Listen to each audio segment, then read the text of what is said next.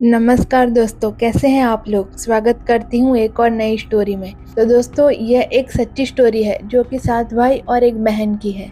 हजारों वर्ष पूर्व झारखंड के दक्षिणी छोटा नागपुर की प्रसिद्ध 7 भाइयों और एक बहन की कहानी पीढ़ी दर पीढ़ी हमारे पूर्वजों के द्वारा नई पीढ़ी को बताई जाती है। इस घड़ी में हमारे बुजुर्गों द्वारा यह कहानी मैं भी सुनती आ रही हूँ, जिसके अवशेष आज भी छोटा नागपुर की धरती पर मौजूद है, जो झारखंड राज्य के रांची जिले में स्थित बुढ़मू प्रखंड के गिंजो ठाकुर गांव नामक गांव में बिंदु टोंगरी के नाम से काफी प्रसिद्ध है। एक राजा के 7 बेटे और एक बेटी थी, जो खुशी खुशी अपना जीवन बिता रहे थे।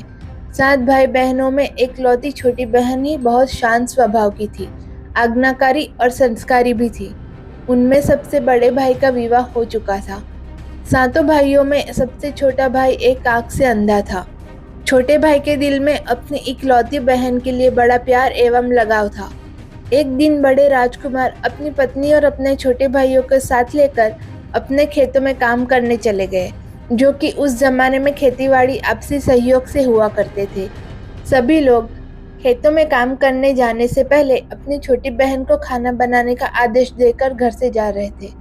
सातों राजकुमार की बहन अकेले घर पर खुशी खुशी सबके लिए खाना बनाने के लिए जंगल से सरोटी साग को तोड़कर लाती है और बड़े प्यार से सरोटी साग की सब्जी बनाने से पहले बैठी से साग को काटने लगती है। इसी दौरान वह अपनी उंगली भी काट बैठती है और रक्त की एक तेज धार निकलने लगती है, जिससे उसका पूरा हाथ खून खून हो जाता है।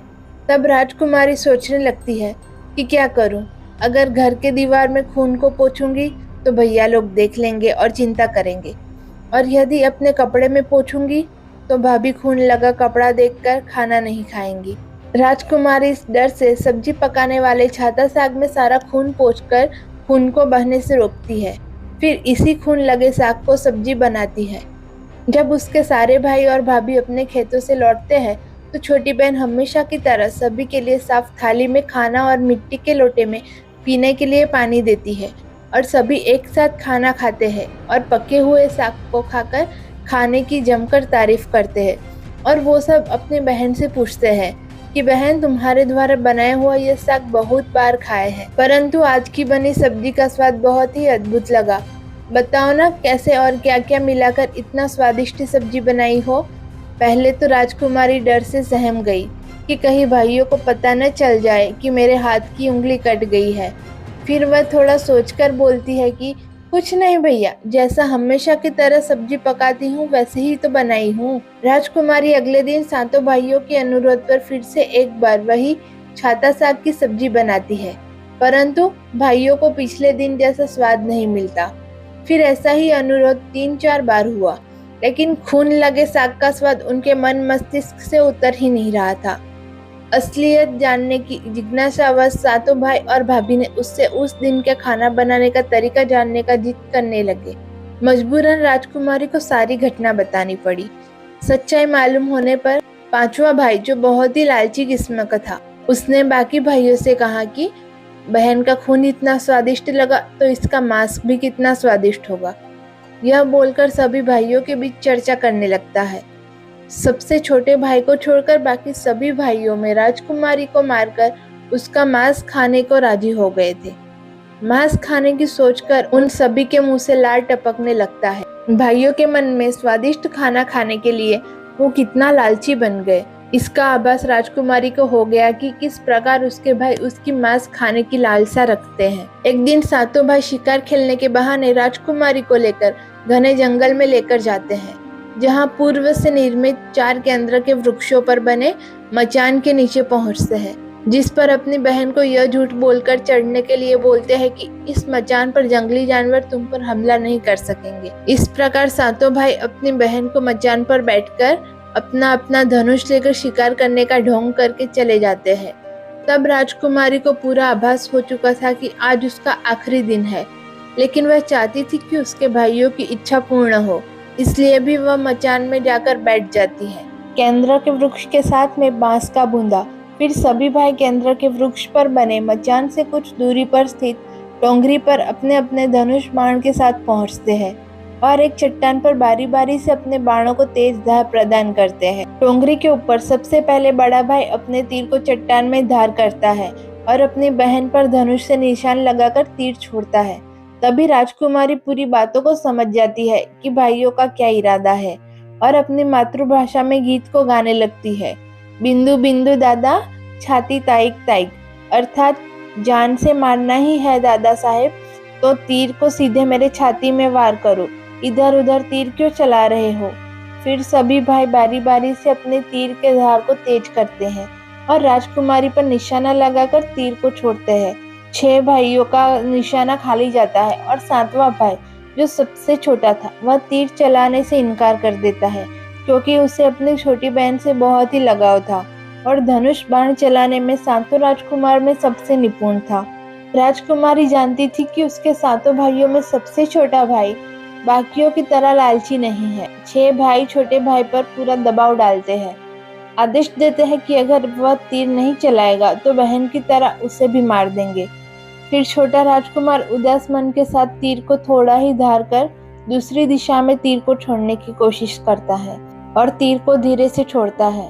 राजकुमारी हर बार की तरह इस बार भी वही गीत गाती है, बिंदु बिंदु दादा, छाती ताइक ताइक। इतने में छोटे भाई का तीर सीधे राजकुमारी के सीने को भेद देता है और राजकुमारी की आत्मा शरीर से अलग हो जाती है और उसकी आत्मा उसी स्थान पर भटकने लगती है। तभी वह देखती है कि उसके शरीर का मांस खाने के लिए उसके भाई कैसे लालच करते हैं और सबसे छोटे राजकुमार को जबरदस्ती मारपीट कर उसके शरीर को काटने का आदेश देते हैं। बहन के मांस को पकाने के लिए बहुत सारी सूखी लकड़ी लाने के लिए छोटे राजकुमार को जंगल में भेजा जाता है।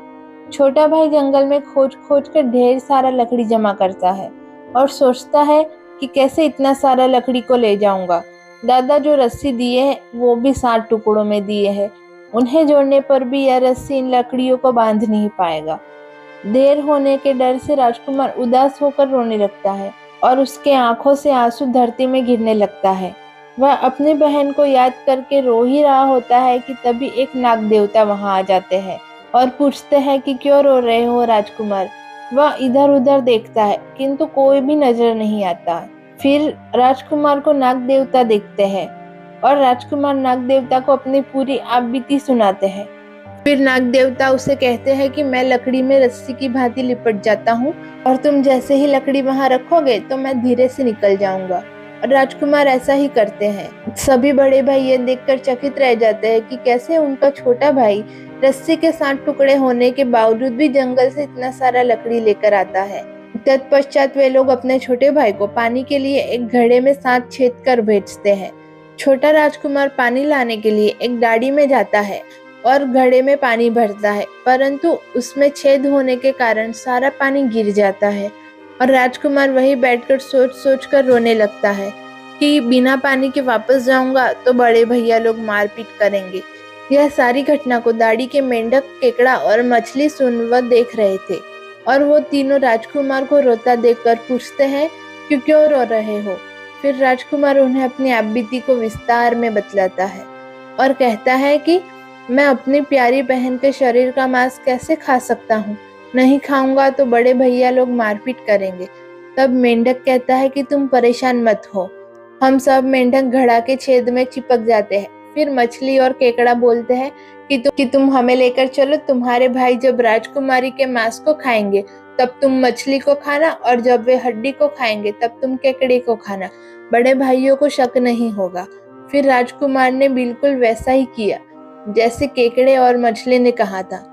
जब राजकुमारी का पका हुआ मांस खाने को परोसा गया तब बड़े भाइयों से छुपा कर वह मांस को दीमक के टिल्हे में डाल देता है और समय बीतने पर वहां बांस का एक बड़ा बूंदा उगता है। इस घटना के वर्षों बाद एक भीख मांगने वाला जोगी उस बांसोदा के पास से गुजर रहा था और वह सुंदर सुंदर बांस के बूंदा को देख रहा था और सोचता है कि अगर इतने सुंदर बांस से केंद्रा बनाया जाए तो कितना सुरीला धुन निकलेगा। उसी क्षण बांस से आवाज आती है, ना काट काट रे जोगी, ई तो लागे भैया रोपल बांस।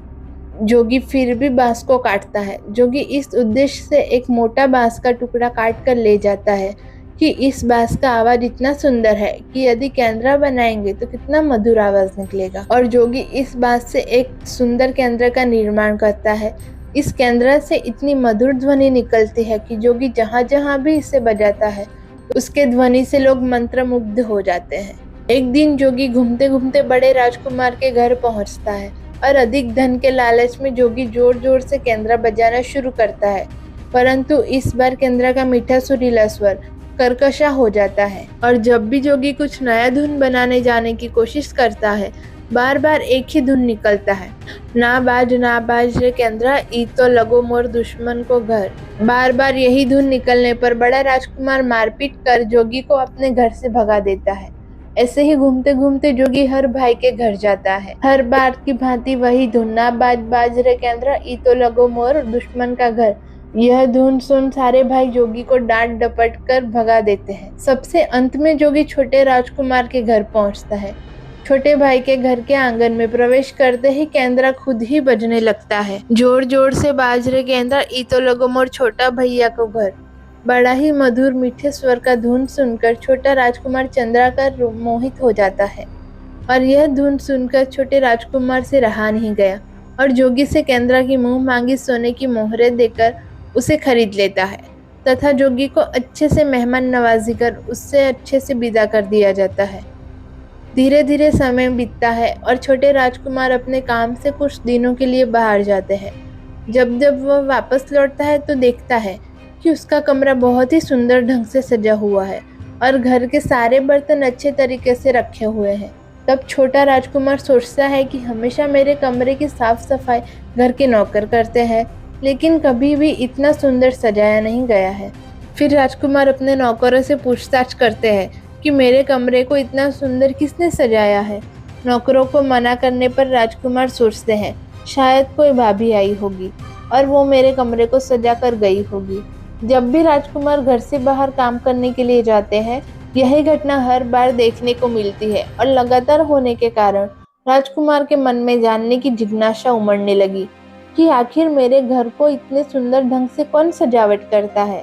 वह अपने भाइयों तथा भाभियों से भी पूछता है और वे लोग भी सजावट करने की बात से साफ मना कर देते हैं।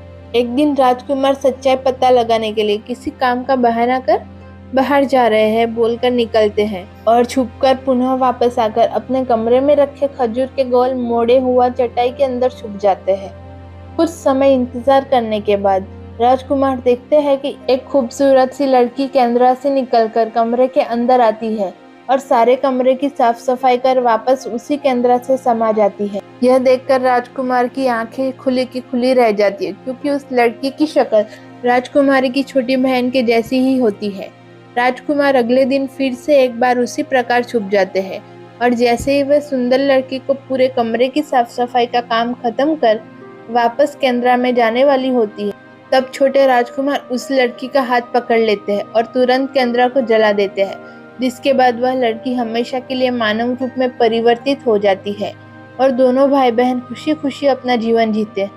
आज भी हर गांव में आसरी पूजा के दिन बकरा कटता है और पूरे गांव के घर में प्रसाद स्वरूप बकरा का मांस खाया जाता है और सतबैनी नामक पूजा स्थान पर वही सरौटी साग को चढ़ाया जाता है। दोस्तों, कैसी लगी आपको यह स्टोरी? अगर स्टोरी पसंद आई हो तो वीडियो को लाइक करके चैनल को सब्सक्राइब जरूर करना। मिलते हैं एक और नई स्टोरी में, तब तक के लिए धन्यवाद।